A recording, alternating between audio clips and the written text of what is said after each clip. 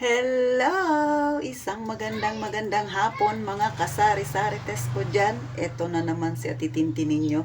Siyempre, ngayon magbabahagi ako ng kaunting tips at saka idea na rin sa mga may tindahan dyan na maliit na kung paano ba si Ati Tintin, siyempre magdagdag ng kanyang paninda.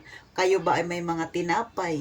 Kayo ba ay may tindang palaman? O, syempre, isama nyo na ito sa inyong palaman. Baka maging mabenta ito. Pero syempre, ang gagawin natin Tintin, yung pangmasa ang lasa, pangmasa ang presyo, para syempre, mabilis mabenta sa iyong tindahan. So, masyado nang common itong mga kasari. Pero, isi-share ko pa rin sa inyo kasi nga dito sa tindahan ko ay mabenta naman ito siya. So, kung balak mong gumawa nito, gawin mo na ito mga kasari. Maliit lang naman ang puhunan. So, kung ikaw ay mayroong tindahan at nagbebenta ka ng tinapay o kahit na wala kang tindahan pero gusto mo lang ng ganitong palaman, healthy siya, try mo na ito. Itong palaman na ginagawa ni Titintin ay egg sandwich. Pero syempre sa akin, napakasimple lang yung aking egg sandwich mga kasari. So, syempre, una, meron tayong itlog, nilaga ko na to, 4 na peraso, medium size. Tapos, syempre, meron din tayong mayonnaise. So, 50 pesos yung bili ko sa palengke nito. Ito yung pinakamura na mayonnaise dito sa amin sa, palengke, sa Puerto Princesa City, Palawan. No? Kompleto na naman ang address. Ito yung, True Mayo. So, yung lasa kasi nito ay medyo maasim-asim na manamis-namis. So, kailangan i-blend natin yung lasa. Kasi kung bibili ako ng Ladies Choice, masarap siya, pero napakamahal. So, hindi kakayanin ng aking customer kung yun ang aking gagawing palaman. Ihahalo sa aking egg, o diba? So, next, meron tayong, syempre, asin. Maglalagay tayo ng asin. Pero syempre, konti lang, o diba? Para siyang asukal, pinong-pino. Pero konti lang, siguro mga ganito lang karami ang ating ilalagay na asin. So, ganyan lang siya, ha? Pang-blend lang sa lasa. Tapos, eto, syempre, nilagay ko na, so, may condense tayo. So, para mawala yung lasa ng True Mayo na masyadong maasim, hahaluan natin ng condense mga kasari para mag-blend yung manamis-namis at saka yung, syempre, medyo, medyo sour o yung sinasabi nilang medyo maasim-asim. So, eto na. Gagawin nyo dito sa itlog na nilaga. Siyempre, add-arin nyo lang. So, kayo na ang bahala. Ipapakita ko na lang sa inyo kapag finish na. Ang lahat namang yan ay pagsasama-samahin mo lang mga kasari. So, ikaw na ang bahalang tumikim kung yan bang pinagsama-sama na ingredients na sinabi ko sa iyo, okay na sa panlasa mo. Kung medyo maasim pa, di dagdagan mo ng kaunting condense.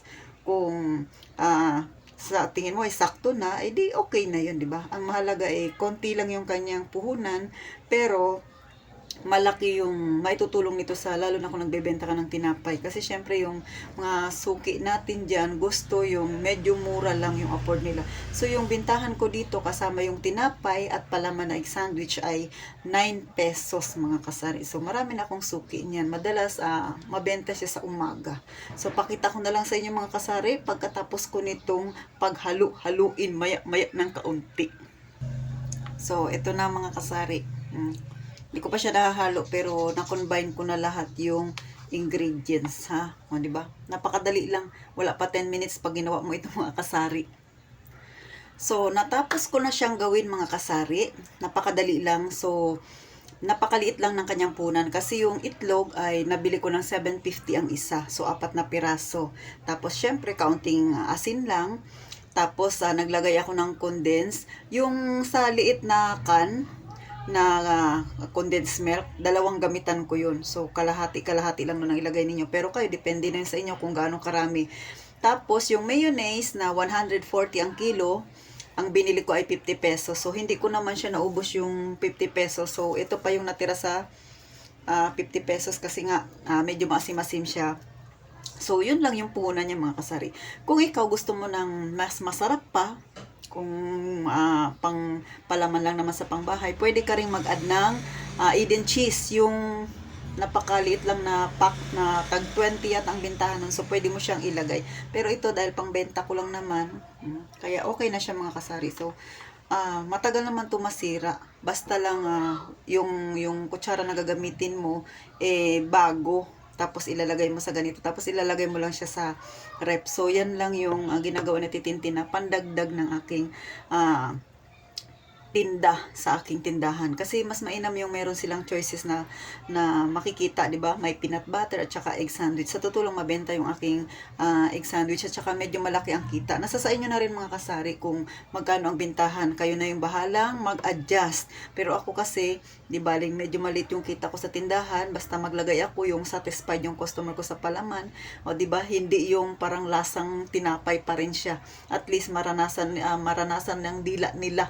O ramdam nila na may palaman talaga yung tinapay nila. Kasi syempre, babalik-balikan yan ni customer pagka maganda ang iyong serbisyo at saka maganda yung iyong tinapay, hindi mo tinipid sa palaman. So, kung mas madalas siyang bumili, mas lalaki yung kita mo. Hindi yung malaki ang kita mo, pero ang tagal mo namang mapaubos yung iyong egg sandwich. So, sa ganito mga kasari, sa isang buwan, nakakatatlong gawa ako ng ganito. Marami to siya mga kasari. So, yan lang po yung tips ni Ate Tintin na pwede mong idagdag sa iyong tindahan, ha? Kapag walang customer, mag-isip ng pwedeng idagdag. At syempre pa, sa susunod, papakita ko naman sa inyo yung aking peanut butter na ginawa. Malay ninyo, ha? Maging patok din yan dyan sa inyong mga kasari, o diba? Mas maganda, mas madagdagdagan yung inyong kita. So hanggang dito na lang ang tips ni Ate Tintin sa kung ano ba ang lagi kong ginagawa, o kaya pagka walang customer, ano ba yung mga kinakalikot ni Ate Tintin. Kayo ba, ganyan din ba? So syempre, bago ako magpaalam, pa-like naman ang video na ito, at sana sa mga baguhan dyan, pa-subscribe na rin sisi, hindi lang tungkol sa tindahan yung ating pinagagawa. Syempre, magbigay rin tayo ng tips sa kung ano-ano pa ang mga ginagawa ng may tindahan para makadagdag sa atin benta. So, paano? Mag-iingat tayong lahat palagi, mga kasari.